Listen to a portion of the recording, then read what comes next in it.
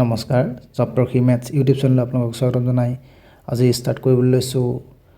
2022 চনত হৈ যোৱা এডি এক্সামৰ মেথছৰ কোৱেশ্যন ডিসকাশন সেশন এটা ইয়াত আমি মেথছবোৰ যি ধৰণে ডিসকাস কৰিম সলভ কৰিম লগতে আমি বেসিক কনসেপ্টটো ক্লিয়াৰ কৰিম যাতে আমি হেতু টপিকৰে বেলেগ প্যাটাৰ্নৰ কোৱেশ্যনবোৰ যাতে আমি সলভ কৰিব পাৰোঁ ভিডিওটোৰ মূল পাৰপজ হৈছে হেতুৱে আশা কৰিছোঁ আপোনালোকে ভিডিওটো ভালদৰে মন দি চাব আৰু যদি হে ভিডিওটো আপোনালোকে উপযোগী বুলি ভাবে তেন্তে সাবস্ক্ৰাইব কৰিব যাতে অনাগত ভিডিওবোৰ আপোনালোকে পাই থাকিব লাইক কমেন্ট শেয়াৰ কৰিব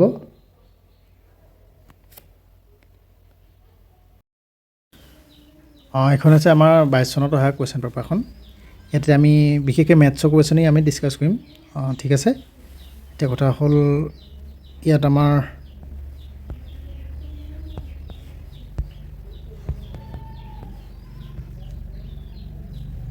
ঠিক আছে ইয়াৰ পৰা আমাৰ কি হৈছে মেথছ স্টাৰ্ট হৈছে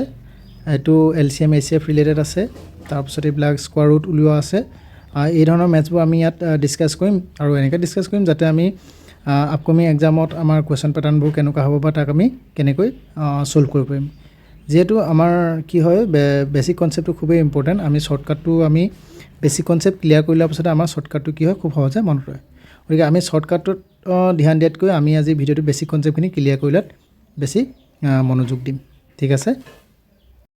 এতিয়া আমাৰ প্ৰথম কোৱেশ্যনটো আছে দুটা সংখ্যাৰ লসাগু 40 সিহঁতৰ গসাগু দি আছে 4 সংখ্যা দুটাৰ পাৰ্থক্য 12 হলে সিহঁতৰ যোগফল হ'ব এতিয়া সক আমি দুটা সংখ্যা আমাক দিয়া নাই কিন্তু তাহাঁতৰ লসাগু আৰু গসাগু দি আছে লগতে পাৰ্থক্য দি আছে আমি যেতিয়া সংখ্যা দুটা দিয়া নাথাকে আমি সংখ্যা দুটা কিদৰে লিখি ল'ব লাগিব এতিয়া চাব তাক বুজি পাবৰ কাৰণে আমি প্ৰথমে দুটা সংখ্যা এক্সাম্পল লৈছো 4 আৰু 6 4টোক চাব আপোনালোকে উৎপাদক বিশ্লেষণ কৰিলে 2 পূৰণ 2 লিখিব লাগিব আৰু 6টোত কি লিখিব লাগিব 2 পূৰণ 3 তাৰ মানে আমি কি দেখা পালো 4টোত কি দেখা পালো 2 দুটা কিন্তু 3 নাই 3 শূন্য লিখিছো এখানে হয় না আনতে 6টোত 2 কেটা এটা আৰু 3 এটা ঠিক আছে এতিয়া যদি আমি 4 আৰু 6 এচিএফ লিখিব লাগে এচিএফ 4 আৰু 6 তেতিয়া আমি কি লিখিম উৎপাদক কেটা পূৰণফল লিখিলো 2 আৰু 3 কিন্তু যেতিয়া আমি এচিএফ উলাম তেতিয়া আটাইতকৈ কম পাৱাৰটো আমি ব্যৱহাৰ কৰিব লাগিব গতিকে ইয়াত 2 পাৱাৰ দুটা আছে ইয়াত এটা আছে কিন্তু আমি কম থকাত ল'ব লাগিব আনতে 3 চক ইফালে পাৱাৰ শূন্য আছে শূন্যটো ললো গতিকে এচিএফ হ'ব 2 আৰু এলসিএম কি হ'ব এলসিএমত 4 6 আমি উৎপাদক কেটা পূৰণফল লিখিলো এতিয়া কিন্তু কি হলো সৰ্বাধিক পাৱাৰটো আমি ব্যৱহাৰ কৰিব লাগিব 2 স্কয়াৰ হ'ব এফালে 3 1 হ'ব তাৰ মানে কিমান 2 স্কয়াৰ ইকুৱেল টু 4 4 লগত 3 ইনটু কৰিলে আমি পাম 12 ঠিক আছে এতিয়া সক ইয়াৰ পাছত এতিয়া এটা কথা মন কৰিব 4 আৰু 6 টো আমি আনটা ধৰণেও লিখিব পাৰো আমি এচিএফ টো ইউজ কৰি লিখিব পাৰো কেনেকৈ লিখিব পাৰো সক 4 টোক আমি লিখিব পাৰো 2 ইনটু 2 আৰু 6 টোক লিখিব পাৰো 3 ইনটু 2 যত এই দুইটোৱে এচিএফ ক ৰিপ্ৰেজেন্ট কৰি থকা নাই জানো গতিকে আমি যেতিয়া দুটা সংখ্যা নাজানো গতিকে সক ই ৰিপ্ৰেজেন্ট কৰিলে এচিএফ ক আমি এইচ দিলো আৰু ইয়াক আমি দিলো এইচ এ দিলো গতিকে ইয়াক আমি এইচ বুলি লিখিব পাৰো ঠিক তেনেকৈ ইউ ৰিপ্ৰেজেন্ট কৰিছে এচিএফ ক আৰু ইয়াক আমি দিলো কি বি বুলি গতিকে ইয়াক আমি বিএচ বুলি লিখিব পাৰো গতিকে যেতিয়া আমি দুটা সংখ্যা নাজানো নজনা সংখ্যাটোক আমি এএচ আৰু বিএচ বুলি কি কৰি ধৰি ল'ব পাৰো ঠিক আছে গতিকে এতিয়া আমি অংকটো কৰিম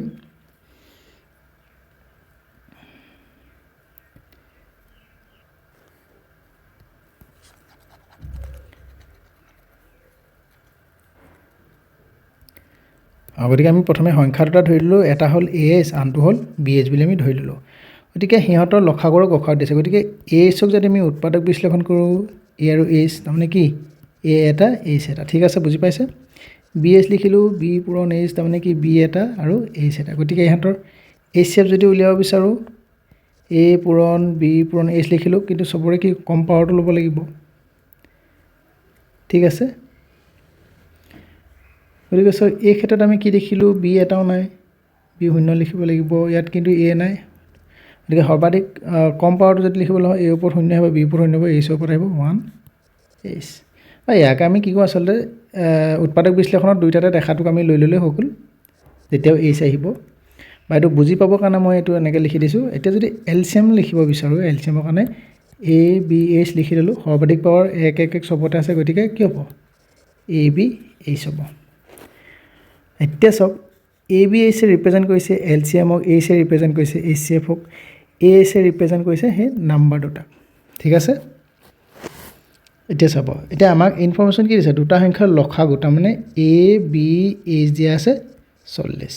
আৰু সিহঁতৰ গসাও দিয়া আছে 4 মানে এইচৰ ভেলু কিমান দিয়া আছে 4 গতিকে ইয়াৰ পৰা আমি এ বি ভেলুটো উলিয়াই ল'ব পাৰিম 40ক 4 হৰণ কৰিলোঁ মানে এইচটো ইফালে গুচি আহিলে অৰ্থাৎ 4টো ইফালে গুচি আহিলে হৰণ হৈ গ'ল 10 হ'ল গতিকে এ আৰু বি কি হ'ব পাৰে এ আৰু বি হ'ব পাৰে 5 পূৰণ 2 হ'ব পাৰে য'ত এ 5 হ'ব পাৰে বি 2 হ'ব পাৰে আৰু তেনেকৈ 10 হ'ল এতিয়া আমি কি কৰিব লাগে সিহঁতৰ যোগফল উলিয়াব লাগে গতিকে আমি A H plus B H উলিয়াব লাগে এই ভেলুটো কি বুলি গম পালোঁ আমি 5 5ৰ লগত 4 পূৰণ কৰিলে হ'ব 20 বি ভেলুটো হ'ল 2 2ৰ লগত 4 পূৰণ কৰিলে হ'ল 8 আৰু উত্তৰটো কি হ'ব 28 অপশ্যন হ'ব চি আমাৰ অপশ্যনত আছে কেইটামান নাম্বাৰ তাৰে ৰুট অভাৰ ল'ব লাগিব ৰিজাল্টটো উলিয়াব এতিয়া চাওক পোনপ্ৰথমে ৰুট অভাৰ আছে আমি 9ৰ ওপৰত আছে চালোঁ 3 পালোঁ 16ৰ ওপৰত আহিলে 4 লগ লগাই দিলে আমি সিহঁতক লগ লগাই কিমান পাম 7 পাম 7টো কাৰ লগত যোগ কৰিব লাগিব 42ৰ লগত হয় নাই 49 হ'ব আকৌ তাৰ যদি ৰুট অভাৰ লওঁ বৰ্গমূল 7 7টো পূৰণ কৰিব লাগিব এই 5টোৰ লগত কিমান পাম আমি 35 পাম 35টো কাৰ লগত যোগ কৰিব লাগিব 134 লগত যোগ কৰি দিলোঁ 169 আকৌ তাৰ যদি আমি বৰ্গমূল লওঁ 13 পাম আকৌ 13টো কাৰ লগত যোগ কৰিব লাগিব 51ৰ লগত 64 64 হ'ল আকৌ তাক আমি যদি বৰ্গমূল লওঁ কি পাম 8 পাম কাৰেক্ট এনচাৰ হ'ব অপশ্যন বি এনেধৰণৰ অংকবিলাকৰ এটা ট্ৰিক আছে ট্ৰিক বুলি নহয় এইটো এটা বেছিক কনচেপ্ট এতিয়া চাওক যদি 51টো বা ঠিক আছে নেক্সট কি পাইছোঁ আমি 134টো যদি আমি ৰুট অভাৰ কৰিবলৈ যাওঁ ই 169 হ'ব লাগিব ঠিক আছে ইয়াত মানে এই টুকুৰা যেতিয়া আমি যোগ কৰি দিম ৰ'ব মই মোহাৰি লৈছোঁ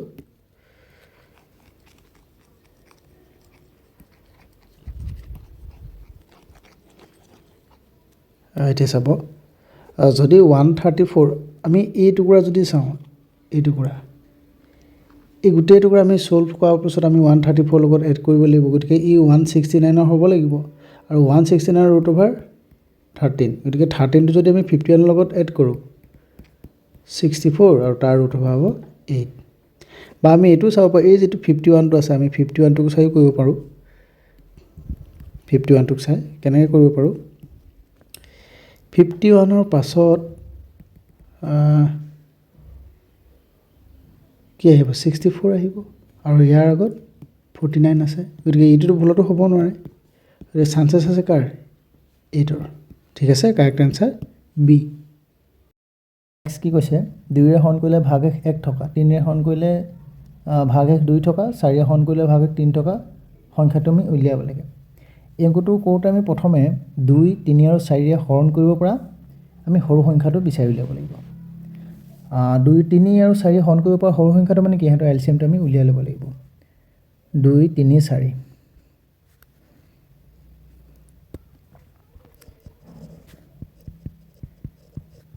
এতিয়া এলচিএম উলিয়াবলৈ মানে কি হয় এলচিএমটো এনেকুৱা এটা বস্তু যিটো সংখ্যাক 2ৰে হৰণ কৰিব পাৰিব লাগিব তাক 3ও পাৰিব লাগিব 4ও পাৰিব লাগিব তাৰমানে কি সংখ্যাটোত 2 এটা পূৰণ হৈ থাকিব লাগিব আৰু সেই সংখ্যাটোত 3 এটা পূৰণ হৈ থাকিব লাগিব আৰু সেই সংখ্যাটোত এটা 4ও সোমাই থাকিব লাগিব অলৰেডি 2 ইয়াত আছেই আৰু এটা 2 দি দিলোঁ তাৰমানে চাওক সংখ্যাটো কি হৈছে 12 এনেকুৱা এটা সংখ্যা যাক 2ৰে হৰণ কৰিব পাৰিছোঁ 3ও হৰণ কৰিব পাৰিছোঁ আৰু আমি 4ও হৰণ কৰিব পাৰিছোঁ গতিকে আমি এলচিএম বুলি ক'লে গম পালোঁ 12 ঠিক আছে এতিয়া 12টা এনেকুৱা এটা সংখ্যা যাক 2 3 4ৰে হৰণ যায় কিন্তু এতিয়া চাওক প্ৰতিটো ক্ষেত্ৰতে ভাগশেষটো একে নাই থকা প্ৰতিটো ক্ষেত্ৰতে ভাগশেষটো বেলেগ বেলেগ আছে 2ৰে হৰণ কৰিলে ভাগশেষ থাকিব লাগিব 1 থাকিছে 3ৰে হৰণ কৰিলে ভাগশেষ 2 থাকিব আৰু 4ৰে হৰণ কৰিলে ভাগশেষ 3 থাকিব গতিকে চাওক আমি এতিয়া কেনেকৈ কৰিম ধৰি লওক এইটো সম্পূৰ্ণ 12 সংখ্যাটো ঠিক আছে গতিকে 2ৰে যদি হৰণ কৰোঁ ভাগশেষ কি থাকিব লাগিব 1 থাকিব লাগিব তাৰমানে এই দখলকৈ চাওক ধৰি লওক এইটো হ'ল 10 আৰু এইটো হ'ল 12 গতিকে 10তকৈ যদি আমি 1 এটা বেছিকৈ ল'লোঁ 11 এই 11টোক যদি আমি 2ৰে হৰণ কৰোঁ 1 এটা থাকিব এতিয়া সেই 11টোক যদি আমি 3ৰে হৰণ কৰোঁ কিমান থাকিব 2 থাকিব কাৰণ 3ৰে হৰণ কৰিলে 9ৰে যাব 3 এডোখৰলৈকে গ'ল 2ৰে 10লৈকে যাব আৰু যদি আমি 4ৰে হৰণ কৰোঁ 4ৰে হৰণ কৰিলে ক'লৈকে যাব 8লৈকে যাব গতিকে 11 পৰা যদি আমি হিচাপ কৰোঁ 11 পৰা 4 হৰণ কৰিলে 3 থাকিব 4 হৰণ কৰিলে 3 থাকিব আৰু 11টোক যদি 3 হৰণ কৰোঁ 9 লৈকে যাব 2 থাকি যাব 11টোক যদি 2 হৰণ কৰোঁ 10 লৈকে যাব 1 থাকি যাব গতিকে কাৰেক্ট আনসাৰটো হ'ব 11 নেক্সট কোৱেশ্যনটো আছে কোনো এটা ভগ্নাংশৰ লব 3 বৃদ্ধি পালে ভগ্নাংশটো ইয়াৰ 3/4 বৃদ্ধি পায় আৰু ভগ্নাংশটো লবৰ মান হ'ব এতিয়া চাওক আমাৰ ভগ্নাংশটো লবৰ লগতে গোটেই কুৱেশ্যনটো ৰাখিছে এতিয়া চাওক আমি ভগ্নাংশটো আমি কি ল'লোঁ x/y গতিকে x হৈছে কি লব আৰু y হৈছে আমাৰ কি হৰ গতিকে আমাৰ এই অংকটোত আমাৰ কাম হ'ল x-ক ধৰা পেলোৱাটো এটা চাওক কি কৈছে আমাৰ এই গোটেই ভগ্নাংশটো যদি লব 3 বৃদ্ধি পায় গতিকে x-ৰ লগত আমি 3 এটা বৃদ্ধি কৰি দিলোঁ তেতিয়া এই ভগ্নাংশটো কি হৈ যায় বুলি কৈছে 3টো যদি বৃদ্ধি কৰি দিওঁ তেতিয়া ই কাৰ লগত সমান হয় বুলি কৈছে যিটো আগৰ ভগ্নাংশ আছিলে x/y এই কিমান বৃদ্ধি পায় x/4 তাৰমানে ই বাঢ়ি গৈছে কিমান বাঢ়ি গৈছে x/4 মানে 4 ভাগৰ 3/4 4 ভাগৰ 3 ভাগ বাঢ়ি গৈছে গতিকে চাওক ইয়াত চাব আপোনালোকে কোনোবা এটা বস্তু 4 ভাগৰ 3 ভাগ বাঢ়ি যোৱাৰ অৰ্থ কি 4 ভাগৰ 4 ভাগ নিজৰ আছে তাৰ ওপৰঞ্চি আৰু 4টা ভাগৰ 3টা ভাগ বাঢ়ি গৈছে মানে কি ইয়াৰ পৰিমাণটো হৈ গৈছে 4টা ভাগৰ 7টা ভাগ বুজি পাইছে নহয় তাৰ মানে কি 4 ভাগৰ 3 ভাগ বাঢ়ি যোৱা মানে ই কি হৈছে 4টা ভাগৰ 7টা ভাগ হৈছে তাৰ মানে আমি কি লিখিব পাৰোঁ এই ভগ্নাংশটো কি হৈ গৈছে 4টা ভাগৰ 7টা হৈ গৈছে এতিয়া আমাৰ এই গোটেই অংকটোত আমাৰ কাম কি লবক বিচাৰি উলিওৱা ঠিক আছে সেইকাৰণে আমি কি কৰিম আমি y নাৰাখোঁ দুইফালে আমি y ৰে হৰণ কৰি দিম বা y টো অঁতৰাই দিলোঁ কি থাকিলে এইফালে কি থাকিব x + 3 মই 1 লিখি দিছোঁ বুজি পাবৰ কাৰণে আৰু এইফালে কি থাকিব 7x আৰু এইফালে 4 ঠিক আছে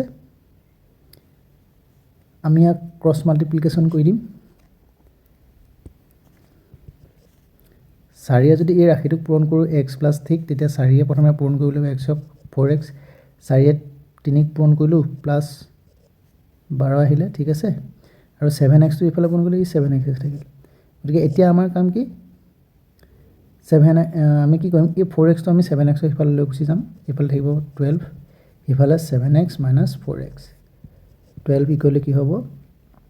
3x কিন্তু আমাৰ কাম কি x কে বিচাৰি ল'ব লাগে গতিকে 3টো ইফালে গুচি আহিলে কি হৰণ হৈ যাব গতিকে x ৰ ভ্যালুটো আমি কি পালোঁ 4 পালোঁ গতিকে আমাক বিচাৰি ল'বলগীয়া কোৱা লবৰটোৰ মান কিমান হ'ব অপচন বি 4 ঠিক আছে এটা নেক্সট কোৱেশ্যনটো চাওক গোটেইকেইটা ৰুট অভাৰ ভিতৰত আছে 1/2 আছে 1/3 আছে 1/4 আছে 2/3 আছে আমি তাৰে কি কৰিব লাগে আটাইতকৈ সৰু নাম্বাৰটো আমি ধৰা পেলাব লাগে এতিয়া চাওক প্ৰথম কথা দেই ইয়াত অলপ কথা বুজি ল'ব লাগিব এতিয়া চাওক এই 1টোক এবাৰ 2 ৰে ডিভাইড কৰিছে 1টোক এবাৰ 3 ৰে ডিভাইড কৰিছে 1টোক এবাৰ 4 ৰে ডিভাইড কৰিছে কিন্তু নেক্সট ষ্টেপত কি হৈছে 2ক 3 ৰে ডিভাইড কৰিছে গতিকে এই দখলকে আমাৰ কোনটো সৰু নাম্বাৰ বুজি পাবলৈ একেবাৰে সহজ এই দখলকে চাব কাৰণ চাওক এই 1টোক ইয়াত দুটা ভাগ কৰিছে কিন্তু 1টোক ইয়াত কেইটা ভাগ কৰিছে তিনিটা ভাগ কিন্তু 1টোক ইয়াত ভাগ কৰিছে 4টা ভাগ গতিকে অবভিয়াছলি এই 1/4 টো সৰু হ'ব কিন্তু এই যে 2/3 টো গুচি আহিলে 2/3 টো অহাৰ লগে লগে এহেঁত তিনিটা লগত ইয়াক কম্পেয়াৰ কৰিবলৈ অলপ জটিল হৈ পৰিলে হয় নাই সেইকাৰণে আমি কি কৰিম চাওক আমি কি কৰিম এই গোটেই হৰকেইটা আমি কি কৰিম লসাগুলৈ লৈ যাম ঠিক আছে লসাগুলৈ নিলে 2 3 4 3 এহেঁতক যদি লসাগুলৈ লৈ যাওঁ সবকে ক'লৈ লৈ যাব লাগিব 12লৈ লৈ যাব লাগিব ঠিক আছে আমি 12লৈ লৈ গ'লোঁ ইয়াৰ লগত এই 2টোৰ লগত 6টা পূৰণ কৰিলে 12 হ'ব 6টা ওপৰত পূৰণ কৰিব লাগিব ইয়াত 3 লগত 4টা পূৰণ কৰিলে 12 হ'ব 1টোৰ লগতো 4টা পূৰণ কৰিলে 4 হ'ল 4টোৰ লগত 3 এটা পূৰণ কৰিলোঁ 12 হ'ল আৰু 1টোৰ লগত 3 এটা পূৰণ কৰিলোঁ 3 হ'ল এই 3টোৰ লগত 4 এটা পূৰণ কৰিলোঁ 12 হ'ল এই 2টোৰ লগত 4 এটা পূৰণ কৰিলোঁ 8 হ'ল এতিয়া চাওক এতিয়া ইয়াত আটাইতকৈ সৰু সংখ্যা কোনটো হ'ব সবকে কিহেৰে ভাগ কৰিছে 12ৰে ভাগ কৰিছে চাওক 12 প্ৰতিটো নাম্বাৰকে আমি কি কৰিছোঁ ভাগ কৰিছোঁ কিন্তু আটাইতকৈ 3টোক চাওক এইটো যে 3টোক 3 নিজে সৰু আকৌ তাক 12 ভাগ কৰিছোঁ গতিকে সৰুটোক যেতিয়া 12 ভাগ কৰিছোঁ ই আৰু কি হ'ব আটাইতকৈ কি হ'ব সৰু হ'ব বা স্মলেষ্ট হ'ব আৰু এই 3/12 ই কাক ৰিপ্ৰেজেণ্ট কৰিছে চাওকচোন 1/4 ইয়াৰ বৰ্গমূললৈ কি হ'ব ই আটাইতকৈ সবৰ লগত তুলনা কৰিলে ই আটাইতকৈ সৰুৱে হ'ব বুজি পাইছেনে গতিকে অপশ্যন কোনটো হ'ব 1/4 অপশ্যন ডি নেক্সট আমাৰ কি আছে x = √3 তেন্তে x⁴ প্লাছ 1/x⁴ মান উলিয়াব লাগে এতিয়া চক x ৰ ভ্যালু দিয়া আছে আমাৰ √3 গতিকে আমি x⁴ উলিওৱাৰ আগতে আমি কি কৰি ল'ম আমি কৰি ল'ম x ক স্কয়াৰ কৰি দিম কি হ'ব ইয়াক √3 যদি আমি স্কয়াৰ কৰি দিওঁ ভ্যালুটো হ'ব ভ্যালুটো হ'ব 3 আকৌ যদি x² যদি আমি আকৌ স্কয়াৰ কৰি দিওঁ তেতিয়া x কি হ'ব ⁴ দ্যাট মিন্স এই 3 টোক আমি কি আকৌ স্কয়াৰ কৰি দিছো 9 হ'ল গতিকে আমাক এতিয়া কি কৈছে x⁴ প্লাছ 1/x⁴ তাৰ মানে কি x⁴ ভ্যালু আমি গম পাই গলো 9 প্লাছ 1/9 এতিয়া এটো তেতিয়াহলে কি হ'ব ভগ্নাংশটো 9 1/9 ৰাইট আনসাৰ এটো অপশ্যন ই নেক্সট আছে x/3 = y/4 = z/7 তেন্তে x + y + z/2z ৰ মান আমি উলিয়াব লাগে ঠিক আছে এতিয়া চাব x + y + z / 2z ইয়াক আমি কেনেকৈ লিখিব পাৰো ইয়াক আমি লিখিব পাৰো x/2z ঠিক আছে x/2z + y/2z +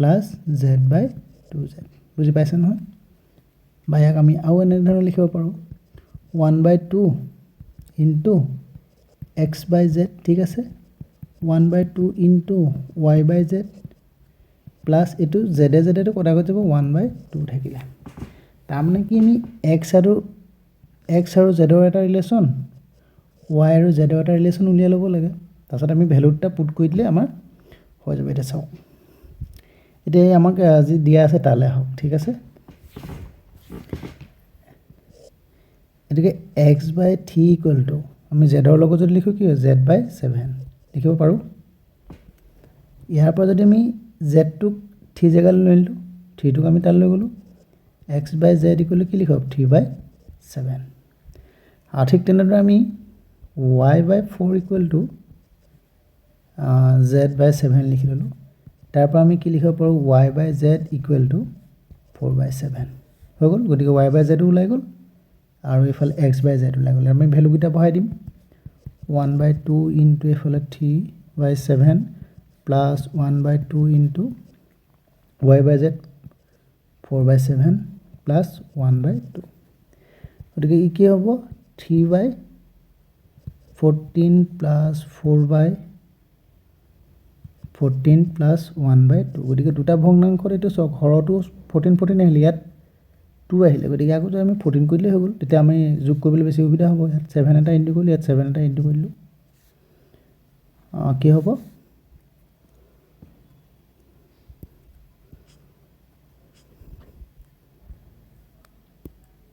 এটা গোটেই ভগ্নাংশৰ হৰটো হৈ যাব 14 ইয়াত হল 14 ইয়াত হল 14 ইয়াতো হল 14 গতিকে 14 লিখিলো ইয়াৰ পৰা আহিলে 3 ইয়াৰ পৰা আহিলে 4 আৰু ইফালে আহিলে 7 কিমান হল 3 আছে হাত হাতে হাতে 14 হল ওপৰত ইফালে তল হল 14 আৰু ৰিজাল্ট হল কি 1 গতিকে অপচন হ'ব 1 নেক্সট কোৱেশ্চন আছে মাজত এটাকৈ সংখ্যা বাদ দি বিবেচনা কৰা চাৰিটা সংখ্যাৰ ক্ৰমিক সংখ্যাৰ যোগফল 64 মানে 64 সংখ্যা কেইটাৰ সৰ্বনিম্ন মানৰ সংখ্যাটো হৈছে উলিয়াব লাগে তো কৰো এটা সক মাজত এটাকৈ সংখ্যা বাদ দিলে আমাৰ সেই সংখ্যাটোৰ মাজত ডিফাৰেন্স কেনেকৈ এটা চাব 1 2 3 4 5 6 এইবিলাক সংখ্যাত একো সংখ্যা মাজত বাদ দিয়া নাই কিন্তু মাজত এটাকৈ সংখ্যা যদি বাদ দিও একৰ পাছত কি হ'ব 3 লিখিব লাগিব তাৰ পাছত কি লিখিব 5 তাৰ পাছত লিখিব লাগিব 7 গতিকে এই সংখ্যাবিলাকৰ মাজত আপুনি পাৰ্থক্য কিমান দেখিছে 2 দেখা নাই জানো 2 পাৰ্থক্য 2 গতিকে আমি সংখ্যাটো যদি প্ৰথম যদি সংখ্যাটো আমি x ধৰো দ্বিতীয় সংখ্যাটো কি ধৰিব লাগিব x + 2 তাৰ পাছৰ সংখ্যাটো x + 4 তাৰ পাছৰ সংখ্যাটো x + 6 এনেকৈ গৈ থাকিব বুজি পাইছে গতিকে আমাৰ কি হ'ব আমি কি কৰিম সংখ্যাটো কি ধৰিম কেটা সংখ্যা মাজত এটাকৈ সংখ্যা বাদ দি বিবেচনা কৰা চাৰিটা সংখ্যাৰ কথা কৈছে এইটোটা সংখ্যা এইটোটা সংখ্যা এইটোটা সংখ্যা এই চাৰিটা সংখ্যা আৰু হেতক যোগ কৰি কিমান পাইছে বুলি কৈছে 64 ধৰি লওক প্ৰথমটো যদি x হয় তাৰ পাছতো x + 2 x + 4 x + 6 আৰু হেতক কি কৈছে যোগ কৰি যোগ কৰাৰ পাছত আমি ৰিজাল্টটো কি পাইছে 64 গতিকে কি হ'ব x কেটা এটা এটা দুটা তিনিটা চাৰিটা x যোগ কৰিলে আমাৰ কি হ'ব 4x আৰু এই নাম্বাৰকেইটা যোগ কৰিলে 2 + 4 6 6 + 6 12 +12 হ'ব আৰু সিহঁতৰ ৰিজাল্টটো 64 বুলি কৈছে গতিকে আমি 4x কৰিলে কি হ'ব 64 12টো ইফালে গ'লে মাইনাছ হ'ব ৰিজাল্টটো হ'ব 52 গতিকে আমাক ভেলু লাগে xৰ ভেলু গতিকে xৰ ভেলুত কি হ'ব এই 4টো ইফালে গ'লে কি হ'ব ডিভাইড হ'ব কাৰ লগত 52 লগত 13 হ'ব আমাক কুৱেশ্যন কি বুলি কৈছে সংখ্যা কেইটাৰ সৰ্বনিম্ন সংখ্যা তাতকৈ সৰু এই xৰ কথা সুধিছে তো xৰ ভেলুটো আমি কি পালোঁ 13 ৰিজাল্ট কোনটো হ'ব অপশ্যন এ দুটা সংখ্যা 2:3 আছে আৰু সিহঁতৰ লসাগু আৰু গসাগু দিয়া হৈছে তাহাঁতৰ পূৰণফল 96 এতিয়া সংখ্যাটাৰ যোগফল আমি উলিয়াব লাগে ঠিক আছে এতিয়া চাব প্ৰথম কথা হ'ল সংখ্যাটাৰ অনুপাতহে দিয়া আছে দেই সংখ্যাটা আমাক দিয়া নাই আমি কি ধৰি লওঁ সংখ্যা দুটা সদায় আমি কি বুলি ধৰি ল'ব লাগিব as bs আৰু তাহাঁতৰ কি দিয়া আছে অনুপাত দিয়া আছে as অনুপাত bs তাৰমানে কি as/bs কিমান দিয়া আছে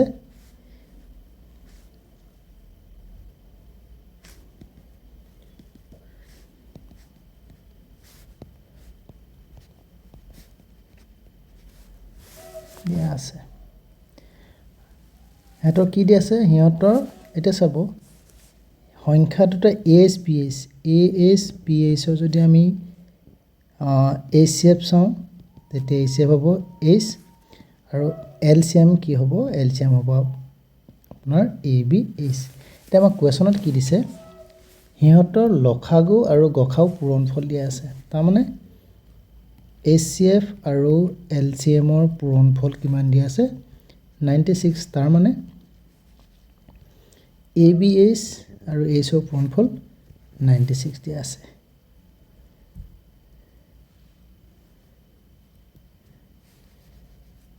গতিকে A আৰু B মানে কিমান A মানে হৈছে 2 B মানে হৈছে 3 আৰু H দুটা পূৰণ হ'লে H স্কয়াৰ সমান 96 ঠিক আছে এতিয়া ইয়াৰ পৰা যদি আমি H স্কয়াৰ নিও 2 আৰু 3 পূৰণ 6 6টো ইফালে গ'লে হৰণ হ'ব কিমান হ'ব 16 হ'ব আৰু H স্কয়াৰ ভ্যালুটো কি হ'ব সৰি H ৰ ভ্যালুটো হ'ব 4 এতিয়া সংখ্যা দুটা কি কৈছে যোগফল বুলি কৈছে গতিকে আমি H ৰ ভ্যালুটো গম পাই গলো গতিকে H + BS আমি উলিয়াব লাগে A মানে 2 আৰু H মানে 4 2 পূৰণ 4 যোগ B মানে হ'ল 3 পূৰণ 4 2 4 পূৰণ কৰিলে 8 3 4 পূৰণ কৰিলে 12 আৰু 12 8 যোগ কৰিলে কিমান হ'ব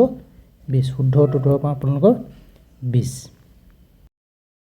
নেক্সট কোৱেশ্যনটো আছে যদি A দৰমহা B তকৈ 25% বেছি তেন্তে B দৰমহা A দৰমহাতকৈ কিমান শতাংশ কম ধৰি লওক A আৰু B B এ দৰমহা পায় 100 টকা গতিকে B তকৈ A 25% বেছিকৈ পায় তাৰমানে A পায় কিমান 125 গতিকে এহাতৰ মাজত পাৰ্থক্য কিমান দেখিছো আমি 25 দেখিছো ঠিক আছে এতিয়া B এ 25 কমকৈ পায় 125 A পায় 125 B পায় 100 অৰ্থাৎ 25 কমকৈ পায় গতিকে 125 ৰ 25 কিমান 25 হৰণ কৰিলে 5 25 হৰণ কৰিলে 1 5 ভাগৰ 1 আৰু এক যদি আমি 100 বনাবলৈ বিচাৰো 100 ভাগৰ লগত ইফালে 20 পূৰণ কৰিলো ইফালে 20 পূৰণ কৰিলো 100 ভাগৰ 20 তানে 125 ৰ 25 100 20 গতিকে 20% ঠিক আছে গতিকে এই 25 কমকৈ পায় তাৰমানে কিমান শতাংশ কমকৈ পাইছে 20% কমকৈ পাইছে শুদ্ধ উত্তৰ 20 নেক্সট কুৱেশ্যনটো আছে এটা দলৰ কেইজনমান ল'ৰাক 98টা ট্ৰফি বিলোৱা হৈছিল প্ৰত্যেকজন ল'ৰাই যদি দলটোত থকা ল'ৰাৰ সংখ্যা দুগুণ পৰিমাণে ট্ৰফিৰ ভাগ পাইছিল তেন্তে দলটিত থকা ল'ৰাৰ সংখ্যা হৈছে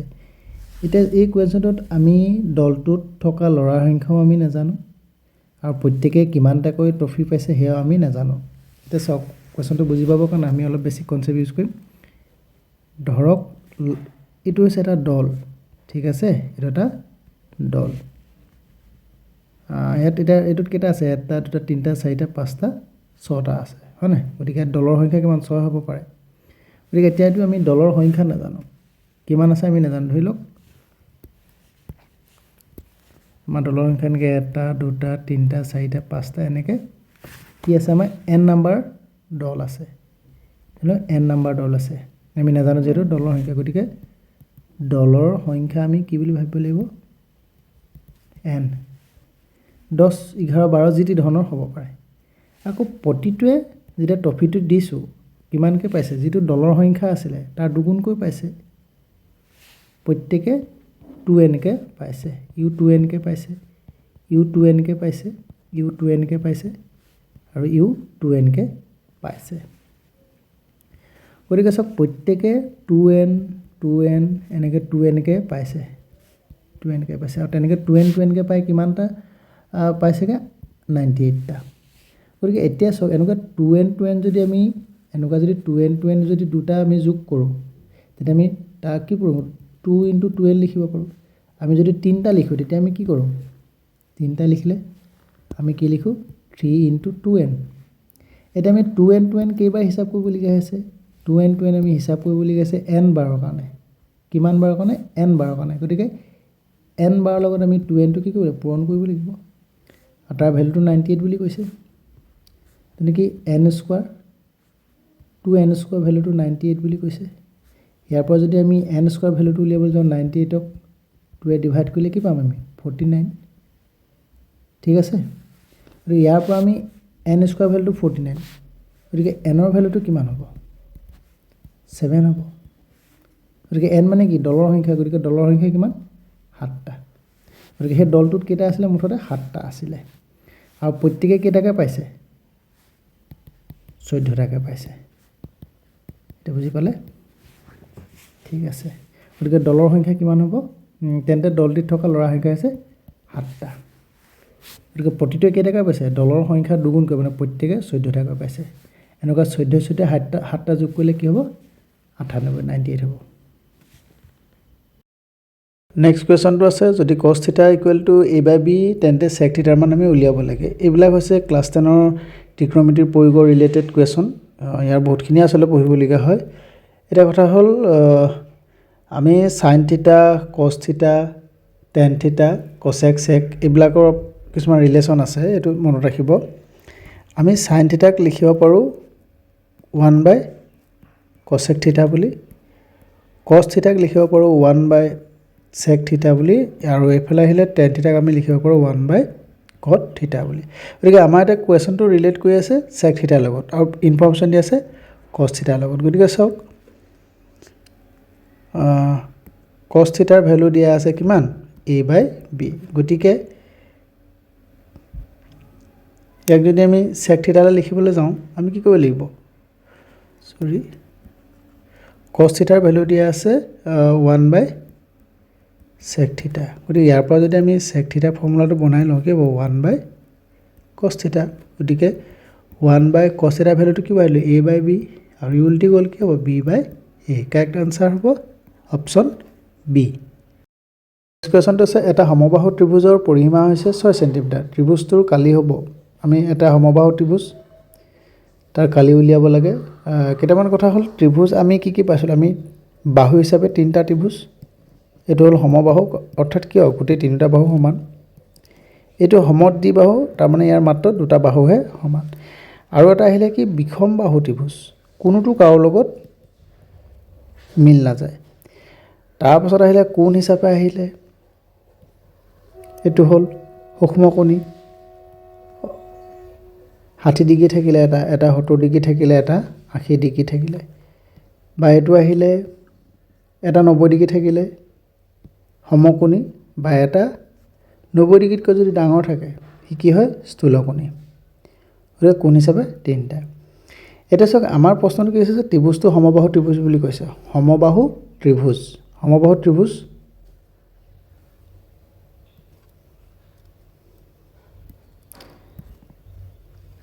এটা আমাৰ হল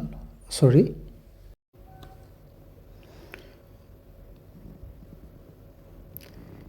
এটোটা আমাৰ হল এটা সমবাহু ত্ৰিভুজ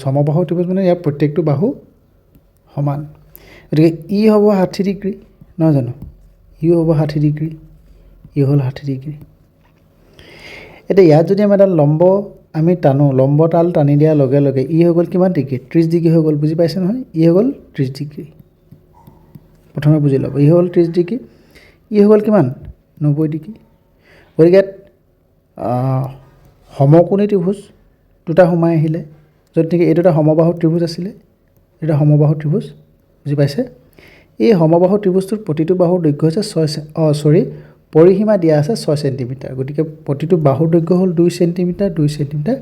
2 সেন্টিমিটাৰ এতিয়া এই 2 সেন্টিমিটাৰ বাহুটোৰ আমি কি কৰিব লাগে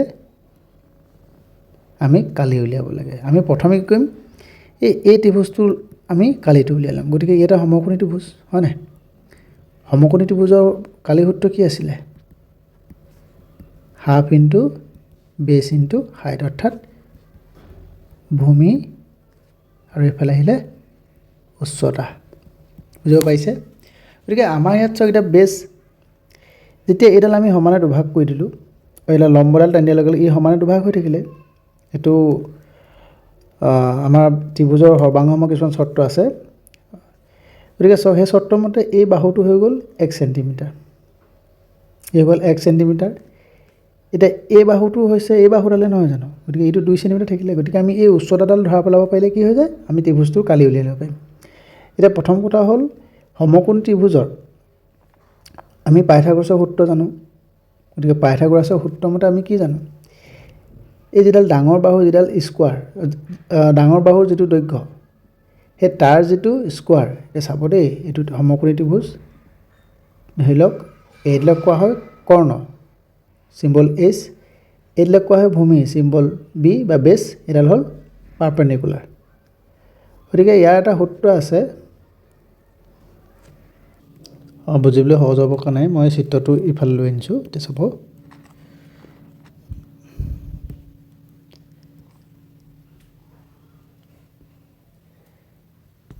এতিয়া চাব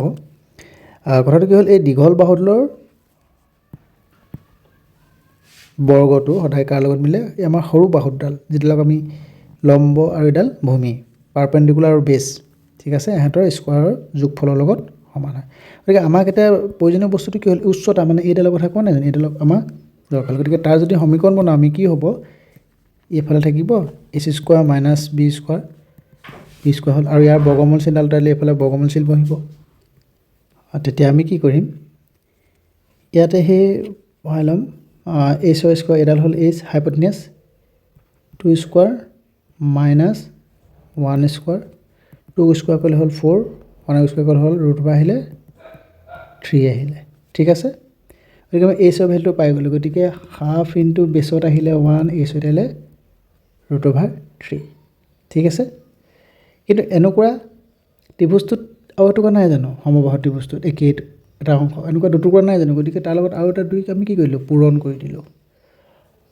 কি হ'ব তেতিয়া 2টোৱে এই 2টো কটাকটি গ'ল √3 1 পূৰণ কৰিবলৈ গ'ল থাকিলে কি √3 আৰু আমি কি উলিয়াইছোঁ কালি উলিয়াইছোঁ কালিৰ সূত্ৰত কি হ'ব এককত আহিব সেন্টিমিটাৰ স্কোৱাৰ শুদ্ধ উত্তৰ হ'ব এইটো আমাৰ অপশ্যন ডি নাম্বাৰটো নেক্সট আছে √ওভাৰত আছে দেই গোটেইকেইটা আৰু সব ডেচিমেল নাম্বাৰত আছে এতিয়া চাব √ওভাৰ 0.04 অৰ্থৰ কি চাব √ওভাৰ ভিতৰত আছে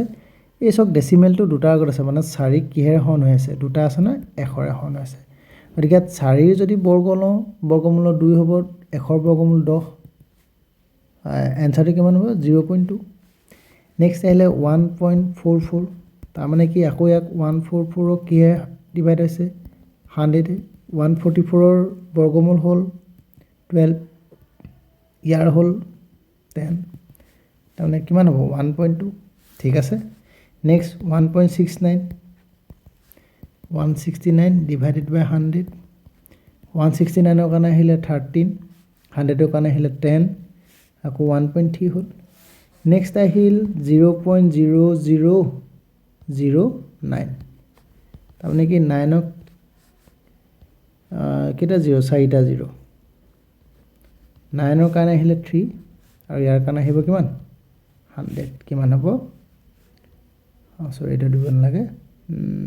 0.03 গতিকে এইকেইটা আমি কি কৰিব লাগে এড কৰিব লাগে আমি ডেচিমেল এই 2 পাছত আমি 0 দি ল'ব পাৰোঁ ঠিক আছে এতিয়া আমি এড কৰিম ইয়াত হ'ব 3 2 + 2 4 4 + 3 7 ডেচিমেলত তলত ডেচিমেল এইফালে হ'ব 2 2.70 কাৰেক্ট এনসাৰ হ'ব অপশ্যন সি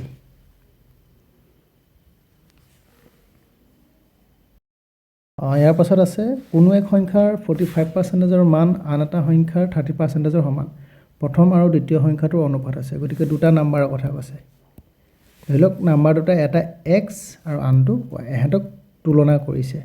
কি কৈছে কোনো এক সংখ্যাৰ 45%ৰ মান ধৰি লওক 45%ৰ x ললো আৰু হি কাৰ লগত কাক কম্পেয়াৰ কৰিছে 30%ৰ y লগত গতিকে আমি কেনেকৈ লিখিব 45/100 ইনটু x 30/100 ইনটু y এটো কি ল'ব লাগে অনুপাত ল'ব লাগে আমি x/y কৰি দিলো এই y টোক এফালে লৈ আহিলো এটা এটো কি কৰিম ইফালে লৈ গুছি গলে হ'ল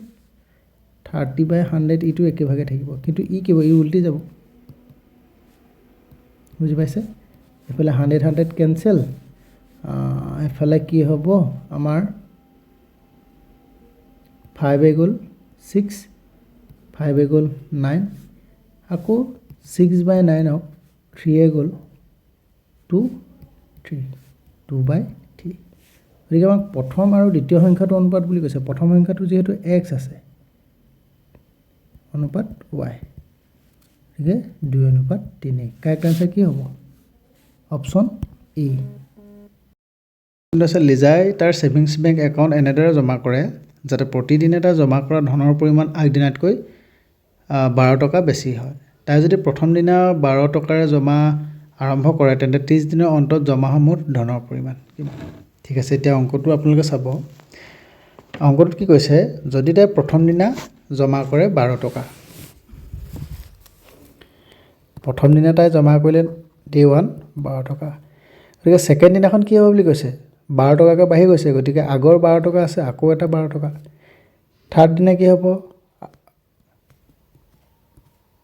12 12 12 ফোর্থ দিনা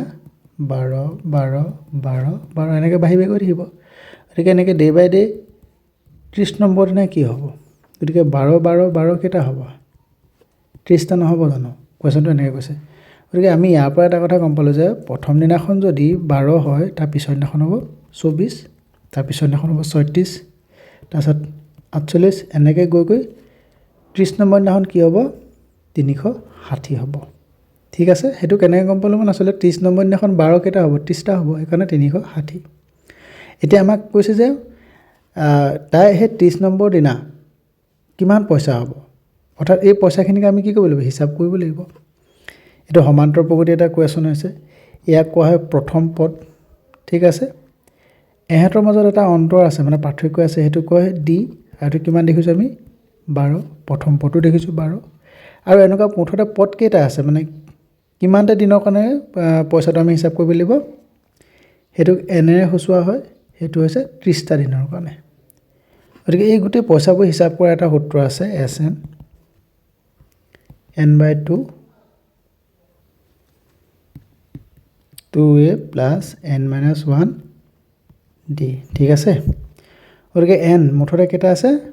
মুঠ পদ আছে 30টা হৰণ কৰিলে 2 ৰে 2a 2 লগত আমি পূৰণ কৰিলো কাক 12 তাৰপিছত এলে যোগ চিন মুঠ পদৰ সংখ্যা 30টা 30টা পৰা এটা গুচি গলে এনেকৈ লিখিছো তাৰপিছত পাৰ্থক্য দি আহিল 12 ঠিক আছে 2 লগত 12 পূৰণ কৰিলো ঠিক আছে 2 পূৰণ 12 বুলি লিখিলো যোগ চিন ৰাখিলো 30 পৰা 1 গুচি গলে 29 পূৰণ 12 আকৌ আমি কি কৰিব পাৰো ইয়াটো 12 আছে আছে না ইয়াটো 12 আছে আছে 12 টো আমি যদি কমন লৈ লওঁ বাহিৰলৈ নানো 2 12 থাকিলে গতিকে ভিতৰত কি থাকিব 12 টো কমন ললে 2 যোগ 29 ঠিক আছে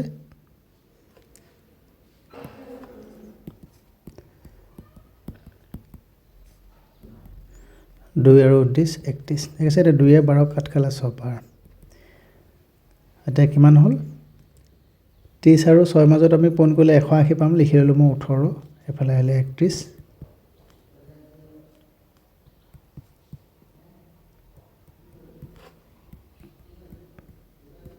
গতিকে আমাৰ কাৰেক্ট আনসাৰ হ'ব 5580 অপচনটো চাম আমি 5580 অপশ্যন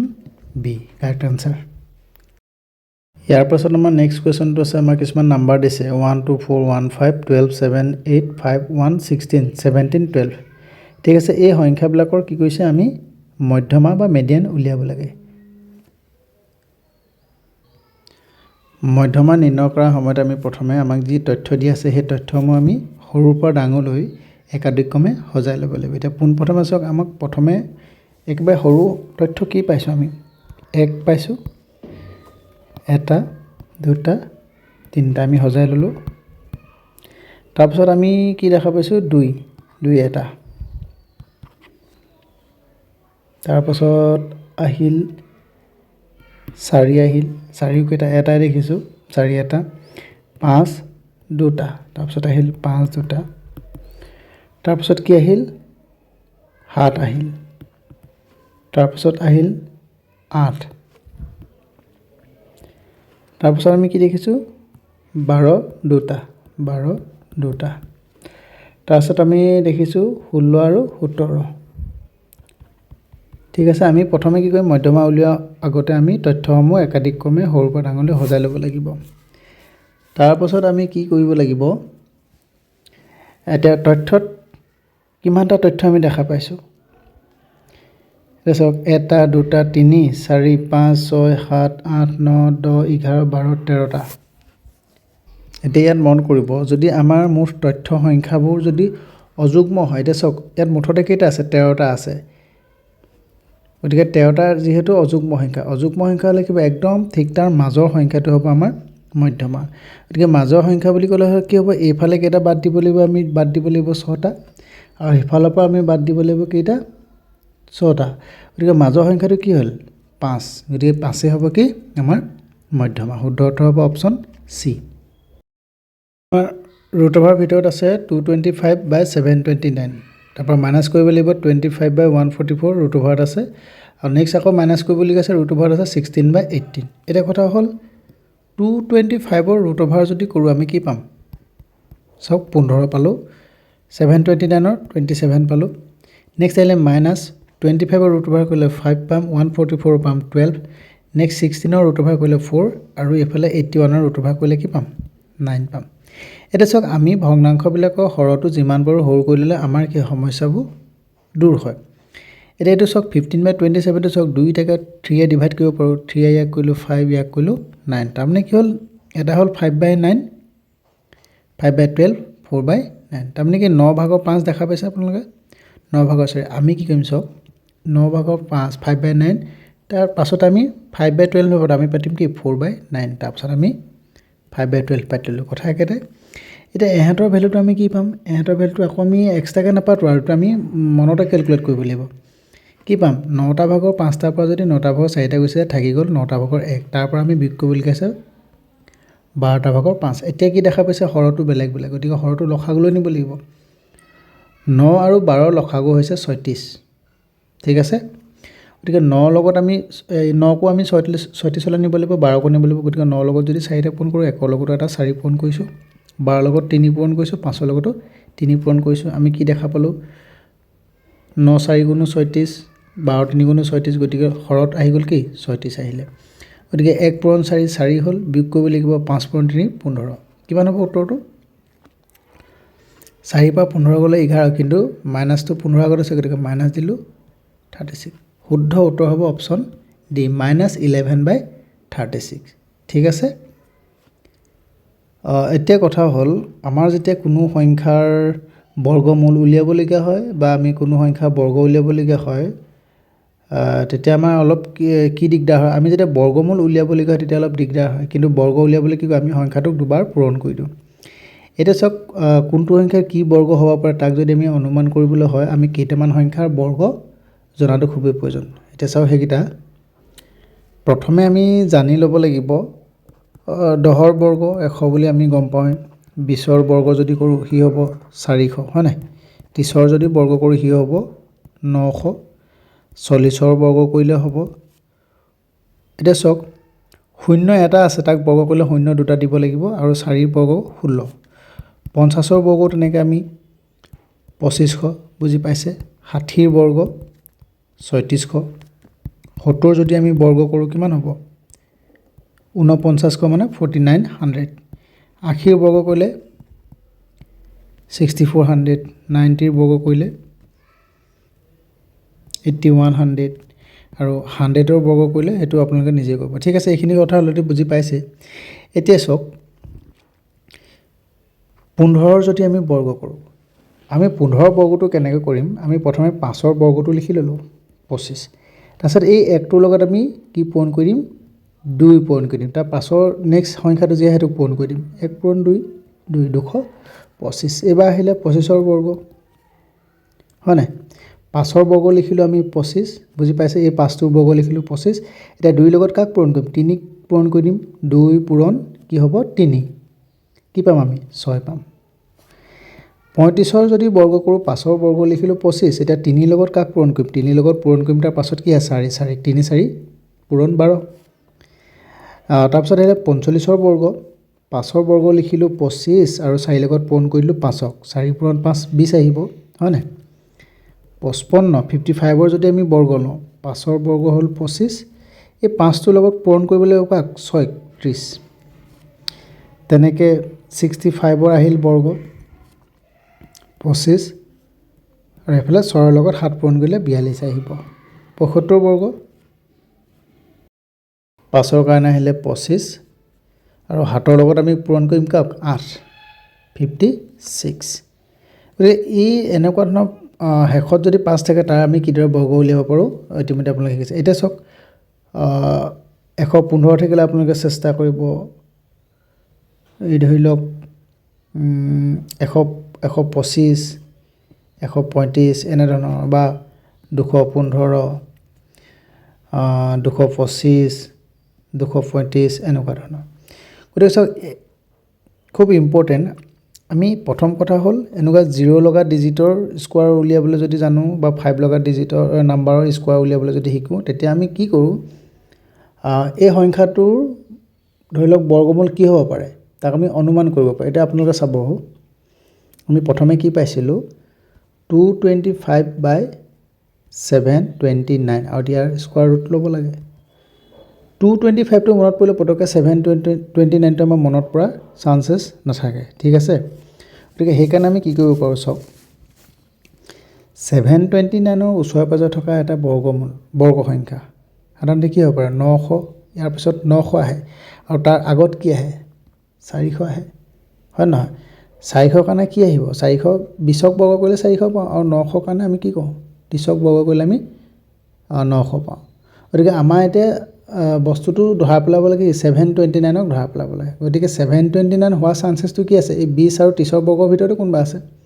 গতিকে ই কি হ'ব পাৰে হয় 23 হ'ব পাৰে বা হয় ই কি হ'ব পাৰে 27 হ'ব পাৰে গতিকে এনেধৰণে আপোনালোকে খুব কম সময়তে মানে ধৰা পেলাব লাগে ই 23ৰ বৰ্গ নে 27ৰ বৰ্গ আপোনালোকে ধৰা পেলাই ল'ব পাৰিব আৰু ইয়াৰো মনত ৰাখিলেতো খুবেই ভাল 729 আমি বিভিন্ন সংখ্যা যদি স্কোৱাৰ ৰুটবোৰ মনত ৰাখোঁ তেতিয়া খুবেই ভাল কিন্তু সাধাৰণতে কি হয় বহুতৰ প্ৰায় মনত নাথাকে এনেকুৱা ধৰণৰ কনচেপ্টবোৰ ক্লিয়াৰ হৈ থাকিলে কি হয় আমি উলিয়াই ল'বলৈ সহজ হয় ঠিক আছে এতিয়া আছে কোনো এক সামগ্ৰীৰ মূল্য প্ৰথম 40% হ্ৰাস কৰা হ'ল তাৰপাছত 20% বৃদ্ধি কৰা হ'ল মূল্যৰ মুঠ শতাংশ পৰিৱৰ্তন হৈছে উলিয়াব লাগে চাওক আমাৰ সামগ্ৰীটোৰ কোনো নিৰ্ধাৰিত মূল্য দিয়া নাই গতিকে আমি ধৰি ল'ব পাৰোঁ ধৰি ল'লোঁ সামগ্ৰীটোৰ যিটো মূল্য অৰিজিনেল প্ৰাইচ আমি 100 বুলি ধৰি ল'লোঁ এতিয়া প্ৰথমে কি কৈছে 40% কি কৈছে কমাই দিছে গতিকে 100ৰ 40% 40ই কমাই দিছে গতিকে 100ৰ পৰা 40% কমাই দিলে কিমান হ'ব 60 হ'ব নেক্সট কি কৈছে চাওক তাৰপাছত 20% বৃদ্ধি কৰা হ'ল বৃদ্ধি ক'ৰ পৰা কৈছে এই 60টোৰহে 20% বৃদ্ধি কৰিছে গতিকে আমি 60 যদি আমি 10% চাওঁ কিমান হ'ব 60ক 10 ভাগ কৰিব লাগে 6 20% কিমান হ'ব 6 দুটা 12 গতিকে 12টো কি কৰিছে বৃদ্ধি কৰিছে হয় নাই গতিকে 60টো কি কৰিছে আকৌ বৃদ্ধি কৰিলে 12 গতিকে 60টোত 12টা বেছি হৈ গ'ল কিমান হ'ব 72 এতিয়া আমাক কি কৈছে মূল্যৰ মুঠ শতাংশ পৰিৱৰ্তন গতিকে অৰিজিনেল প্ৰাইচ আছিলে 100 আৰু ফাইনেল প্ৰাইচটো হ'ল 72 গতিকে আমি এতিয়া কামটো কৰিব লাগিব 100 আৰু 72ৰ মাজত 100 আৰু এইফালে হ'ল 72 গতিকে কিমান কমি গ'ল 100ৰ তুলনাত কিমান কমি গ'ল 28 ঠিক আছে গতিকে 100 তুলনাত কমি গ'ল 28 তাৰমানে কিমান শতাংশ কমাই দিলে 28 শতাংশ ফাইনেল কিমান কমিলে 28%। Correct answer option D.